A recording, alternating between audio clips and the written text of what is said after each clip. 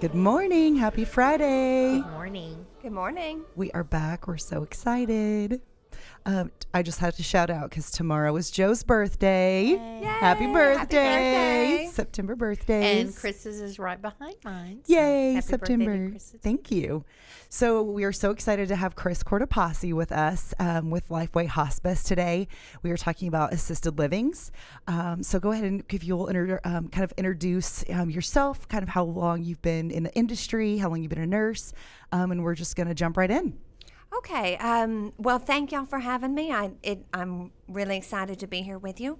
I have been a nurse for about 14 years, and most of my nursing career has been in the area of nursing with taking care of elderly people. I've done assisted living care. I've done hospice care. The majority of my experience is with hospice. And I've been doing that for about the last 11 years. And I managed an assisted living as well for about 3 years. So end-of-life care and giving quality care to seniors is really special to my heart and is important for me. So how long have you, I know that you said that you managed an assisted living for 4 years. So what are some of the things that a family, what are the questions that families need to ask when they're looking for an assisted living, just in terms of level of care? What do families need to ask? So I think it's important for families to understand that there are different options for their loved one as they need assistance. There are independent livings, which basically provide little to no assistance. And then there are assisted livings and memory cares, and then you get more into the realm of skilled nursing for someone who has a skilled need. So explain what that means. A skilled need would be something that basically would require a nurse to assist with. Things like feeding tubes, things like medications that can't necessarily be given by mouth, maybe IV medications, complex wound care, things that it would require, like I said, a nurse to be able to give. In assisted living, it's really important that you remember that skilled needs are not appropriate for assisted living care. There are sometimes abilities for the assisted living to provide a temporary skilled need. Let's say that someone has a wound that needs to be taken care of for a week or two, and it gets better.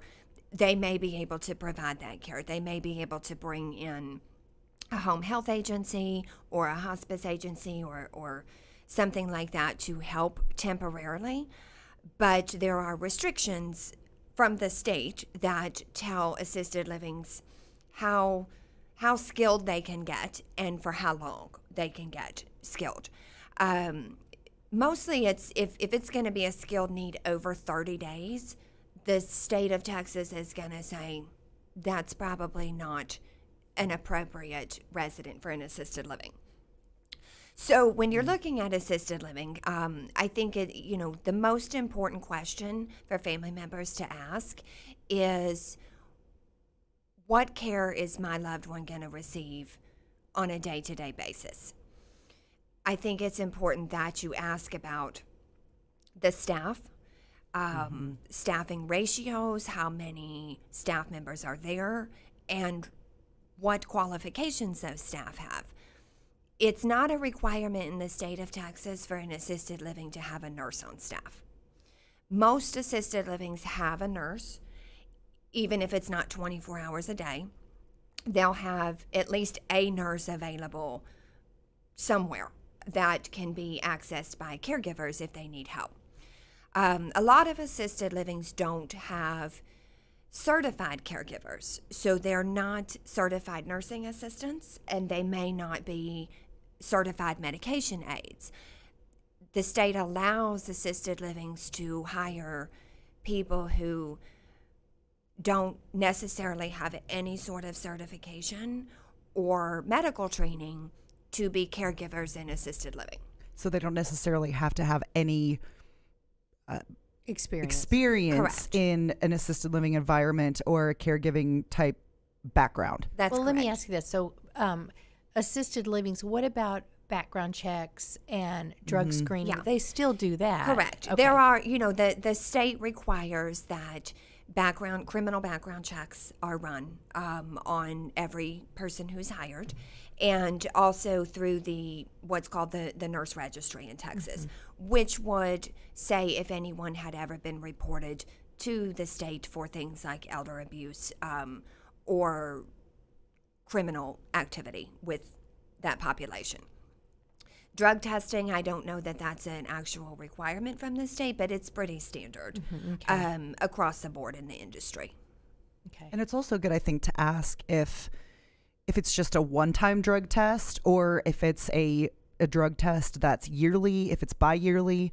I think that's also important to ask because sometimes it's just a one and done, and I don't really think that's necessarily asked a lot of times. Right.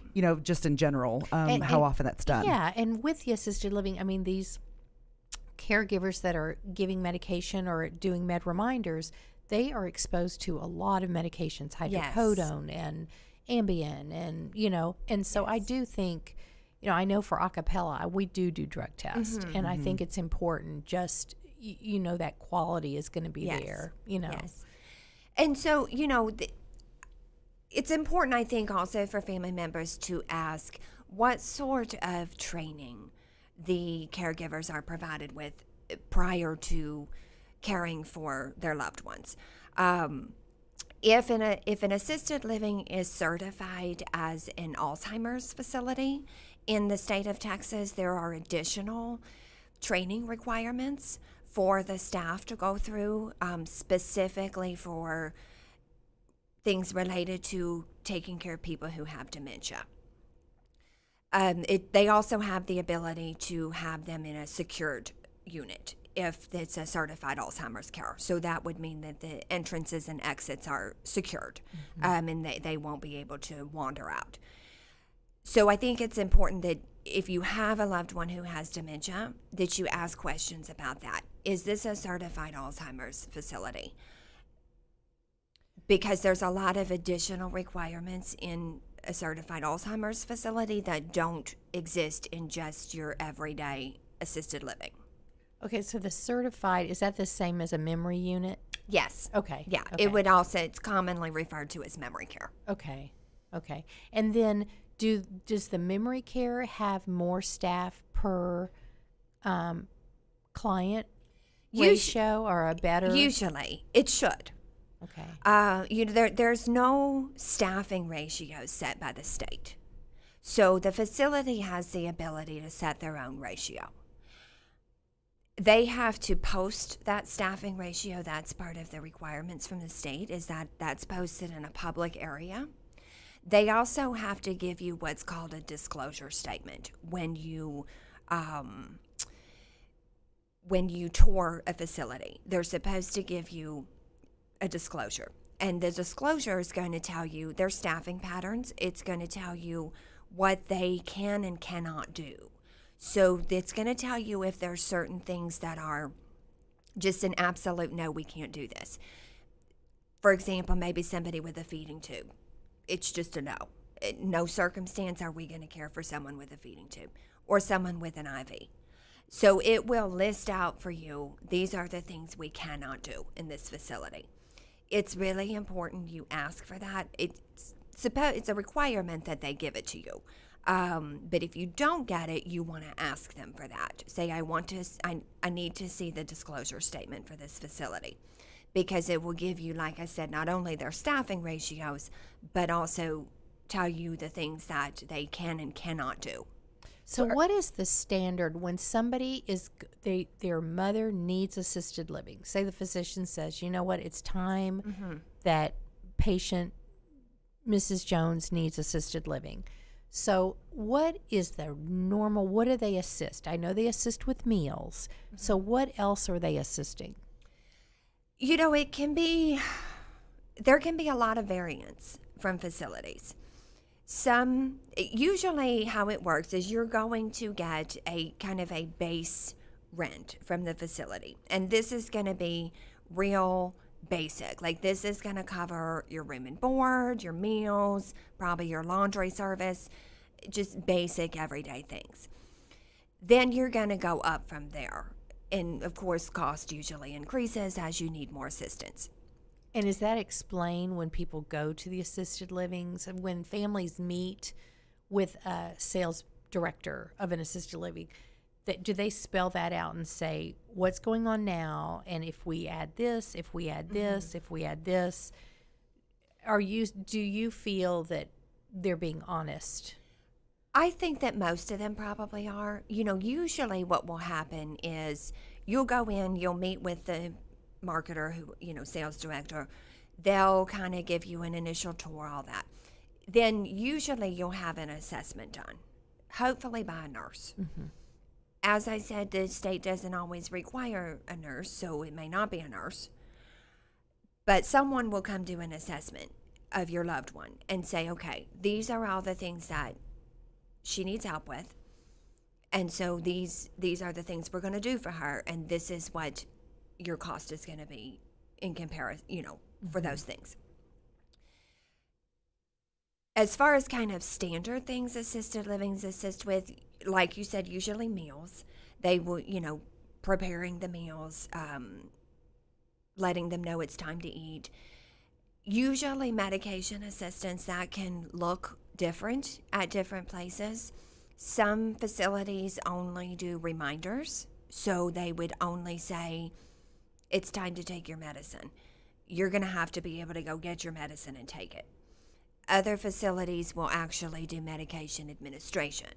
So I'm going to bring you your medicine. But that's usually an extra charge. Yes. Okay. Yeah. That would almost always be extra. Usually they can do assistance with things like bathing, dressing, grooming, whether that's reminders of, you know, you need to go take your shower now, or full on, come with me, we're going to go get dressed now. Activities, usually, those will be offered. Another difference between regular assisted living and Alzheimer's care is that there are supposed to be 6 activities a day offered in a certified Alzheimer's unit. Mm-hmm. So that's a really important thing. You know, one of the biggest benefits to putting someone with Alzheimer's in a facility setting is the social stimulation that they're going to get and the activities. So it is more strictly regulated by the state. Assisted livings, they only require that you get offered 2 activities a week in a regular assisted living. Wow. I didn't know that. Yeah. I didn't know that. So either. when you get into certified Alzheimer's care, though, they require that the facility offers 6 activities a day. Even on Saturday and Sunday. Every day. In a regular assisted living, that's just offered. That's not ensuring that your loved one is actually attending the activity. That's just that it's offered. Correct. So they could still be sitting in the rooms in seclusion. Yeah. That's not encouraging them to go do it. Right. And one of the questions I would always say to ask is, are you going to encourage my mom to come to the activity? Things work a little different. You know, in a regular assisted living, we're probably going to go and we're going to say, it's time for bingo. Would you like to come to bingo? And if the resident says, no, I don't want to come, they may, you know, give a little more encouragement. Why don't you come? Why don't you come? You know, it'll be fun. Come with us. Your friends want you there. But in the end of it, if the resident says, I don't want to do it, they're going to say, okay. Yeah. When you get into certified Alzheimer's care, there's a different approach to, or should be a different approach, when you go to take a resident to an activity in Alzheimer's care. It really shouldn't, if you walk in there and say, do you want to come play bingo? Well, they probably didn't understand what you said to begin with. So they're going to go, no, I don't know what you want me to do. I'm not doing it. So you want to ask those questions about, what are you going to do if my mom says, no, she's not coming? Mm-hmm. Are you going to say, okay, and walk out and leave my mom sitting in her room? Because frankly, you know, this is how I would feel about it. I could keep my mom at home and she can sit in her room all day and do nothing. That's not what a facility is supposed to provide for Well, the and resident. we've had several several clients that were on private duty at home that moved to an assisted living to save money because private duty is more expensive, and then they get there and they find that they are just staying in their room. So then the family winds up hiring us back, and we're the ones that say, Mrs. Jones, it's time for bingo and let's go on out. And they're not really doing that. So anyway, I think that's good, is just to be clear what really do they need to ask about, because you're talking a lot of money. A lot of I money. mean, assisted livings now go anywhere from, what would you say, 3,000 to 3,000 to, I mean, it could be all the way up to 8,000 for certified Alzheimer's care. And so does that include incontinent care? Usually, when you get to certified Alzheimer's care, most facilities, in my experience, kind of do an all-inclusive rate at that point. They're going to say, okay, no matter how much help they need, this is what you're going to pay. But I mean, that's usually probably going to be close to $6,000 a month. Well, and one thing for us with my mother, she was with dementia and in a memory unit. The price went up, but we also had to pay for our own supplies for her. And people were taking some of her, incontinence supplies. And so we were out of town. So they'd call and say, we need diapers, and we'd send, $200 worth through Amazon. But then we had no assurance that they weren't being used for other people. And it was very expensive. So as far as incontinent care, that does not include the supplies, the diapers, the wipes.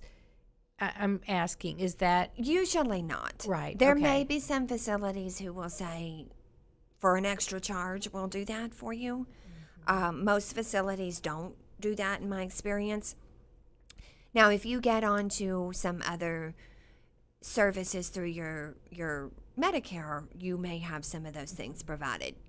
For example, if you're on hospice care, you have a lot of supplies and equipment that come along with that service. But generally speaking, all your personal toiletries, etc., are going to be in addition to what you're paying for the services. Okay. So it would be a benefit to have Medicare home health or hospice, any Medicare services when they're in assisted living, just to help with those other expenses. Yeah. I mean, I think it always would be. The other benefit of that, of course, is that you get another set of eyes coming in to check on your loved one. One of the things that I always told families was, you can come anytime you want to come. You want a facility that welcomes visitors 24 hours a day. You don't want restrictions placed on that. When you do visit, it's good if you can visit at different times of the day. If you come at 2 o'clock every day and everybody knows you come at 2 o'clock every day, well, your mom's going to be up and dressed and, participating in the activity at 2 o'clock every day because you're coming. So come at different times, have other people come. The sad reality is a lot of times the people who have more eyes on them get paid better attention. And it's unfortunate that that's how it works in some places, but it's reality. So I would definitely... so what do you do? What would you recommend for that person that maybe has a niece that lives in North Carolina, and because we do have clients that have no children, and they have no advocate. So if let's say it's a court-appointed or a guardian that says, we're going to move Mrs. Jones over to this place, how would you recommend to that guardian to take those extra measures? What would you recommend? Well, I would recommend to ask your loved one's physician, are there other services that they will qualify for? That's like I good. said, That's if they will that's a good qualify for question. home health, if they have a skilled need, or if they are ready for hospice care, because that's going to give you other people that are going to come in and check. You can, I mean, I know there are agencies that you can probably hire that will just do an occasional companion, you know, for your loved one to just come even once a week and just check on them and see what's going on. Stay in communication with the facility. Even if you can't be there in person, call them as much as you can and say, I want to check on my mom. I want to see how my mom's doing. You should be getting regular contact from the facility. That's another thing that I hear a lot of families saying, I don't know what's going on. You know, they changed my mom's medicine and they didn't tell me. Or I haven't heard from anybody in the facility in months. I don't even know how she is. Or my mom had a fall and nobody called me, you know, and then I find out about this 2 days later. Mm-hmm. That's unacceptable. It's unacceptable for a facility to not stay in communication with the family members of the residents. And you should tell them, this is the communication I want. If you want to be called about everything, you should be able to be called about everything. And who usually makes is it the nurse that's at the assisted living that makes those calls, or there's a floor manager, or? It's kind of different in different places. You know, different places have different structures. And that's another question you would want to ask. Like, what is your management structure here? Do you have, for example, one place I worked at, we had 7 individual houses, and each one of those houses had its own manager. And there were only 16 residents in each house. So I was their supervising nurse, and I had a manager underneath me who was directly responsible for those 16 people in their house. In some facilities, you may have one nurse who's responsible for 85 people and not much. How is that realistic, though? Well, it's really not. It's really not. So you want to ask that question. What is your hierarchy? Like, who is in charge of what? Another thing I had at the facility I was at was I had a night supervisor there all night. I mean, obviously, I wasn't there 24 hours a day. So overnight, I had a manager in the building, and she was there to oversee that everything was going the way it should go during the night. So you want to ask those questions. I mean, if overnight there's no one in the building except for 2 caregivers, and there's 85 residents to be cared for, and that is what happens in some of these facilities, is you have 50, 60, 70 people with 2 people there at night. I know. And they're That's going to say ridiculous. to you, but we have people on call. we can call someone if we need help. Oh, my word. So, I mean, you need to ask those questions. How many people are going to be here? Well, and realistically, how are they going to take care of those people at night? I mean, even in nursing homes, though, Yeah. you just wonder with the ratio. There was one night I did when we were doing hospice staffing. I was with a patient all night at a assisted living, and I could never find the nurse to get the medication. And so in the morning at the end of the shift, I complained to the manager, and instead of researching and evaluating what happened, she kicked our company out of the building. She said we were no longer allowed in the building. She complained to the hospice. And so instead of doing the investigation, and I really think the 2 people that were there were asleep in a room somewhere. But that's, how do you know that they're coming in to a check every couple of hours? Or are they assisted living? Are they supposed to check in with every single patient at night? or is that nursing home more skilled? So what is the normal policy or just the state regulation for nighttime for assisted livings? So there's two types of assisted livings in Texas. There's a type A and type B. Type A is basically almost like independent living. They require, if you live in a type A facility, which there's not that many left because it's not really profitable for people, you have to be able to self-evacuate. Like, you have to be able to get up and go outside on your own if something happens. In a type B facility, you can require some assistance to evacuate. So that would mean that maybe you need someone to come in and help you get in your wheelchair and push you out if there's an emergency.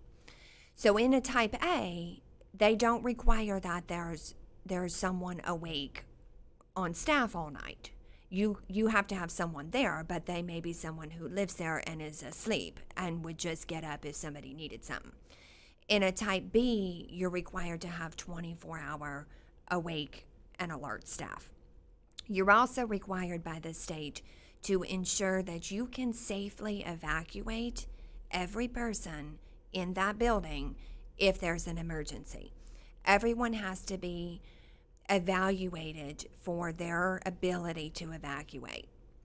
So what do you need if something happens? Do you need me to come in here and just tell you, hey, you need to come on, and then you can get yourself out? Or do you need me to come in here and get you out of bed and wheel you out the door? That should determine their staffing pattern, is how much help they need. And that's part of when the state says, you know, one of the few hard and fast rules they have in assisted living is you're not supposed to have someone who's permanently bedfast live in the assisted living. But they do, don't they? Some do. Yes. Now, when you talk about end of life and you're talking about a very short term, maybe days to maybe a couple of weeks, that may be a realistic option for an assisted living to do. We did that in facilities I worked in. Yeah, so they didn't have to Right. move. We don't want someone to have to move at the end of their life. But if you have someone that looks like we're going to be doing this for months, it's not appropriate for them to stay in an assisted living at that point. So that's kind of the big thing, and you know, that the state's going to look at when they come in and say, do these people seem to be appropriate to live here? Their big thing is that evacuation piece of it. And do you have enough staff here to safely evacuate everyone in the event that you have to do that?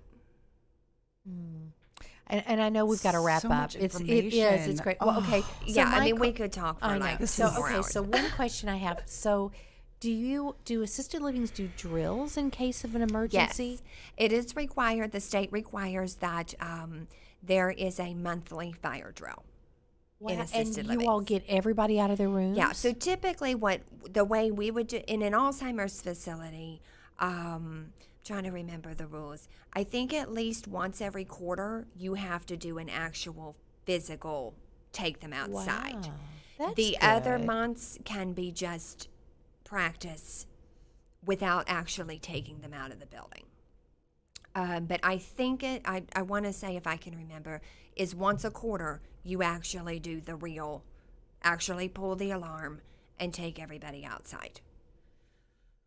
Wow.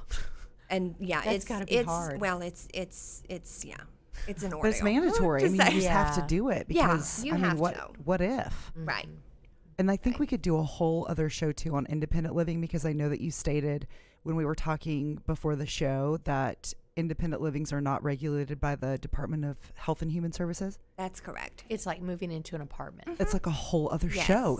Yes, that That's- could be a whole other session. That's a whole other show. But I think that, you know, just, I know we're wrapping up, but I would just suggest that people say, when they're looking for a place, is they want to say to them, at what point would my mom, dad, whoever, no longer be appropriate to live here. And if the answer that you get is that that will never happen, no matter what happens, they can stay here, you need to ask some more questions, because that is an inappropriate answer for someone to give you in an assisted living facility. And you know, they are trying to sell. They want to fill those beds, then fill those rooms. And so, you know, a lot of people are moving into assisted livings that really should be moving into a skilled facility, but the assisted living needs the revenue. So thank you so much. This has been great. And It's really, just we asking could the go questions. on. Yeah. Yeah. It's asking the questions. Yeah. And just to touch on two things, speaking of nursing and social workers too, we have a hospice symposium on November 2nd. And we're also showing the film Alive Inside on November 1st. So you can register for that. At the Angelica. At the Dallas Angelica. Mockingbird. Yes. And symposiums at Presbyterian Hospital. Yes. Which is very local. Yes. Very easy to get and to. Michael Rosado Bennett, I can't get my words out today. He's going to be here. Very exciting. I've been emailing with his distribution person yesterday and getting all of his travel booked. So exciting. He'll be here as well. So very exciting things happening. And our pajama drive is still going on. So thank you for being here. Thank Chris, you for having me. It's great. And we are going to talk on hospice. Yeah. We'd love to have you back. Sure, and, I'd love to. You've just got so much information, and you know we just have a heart for seniors and want the best for them. And people need to be educated. So thank you so much for your time. I cannot thank you enough. Yep. Okay. Thank you. See you guys soon. That was great. Thank you.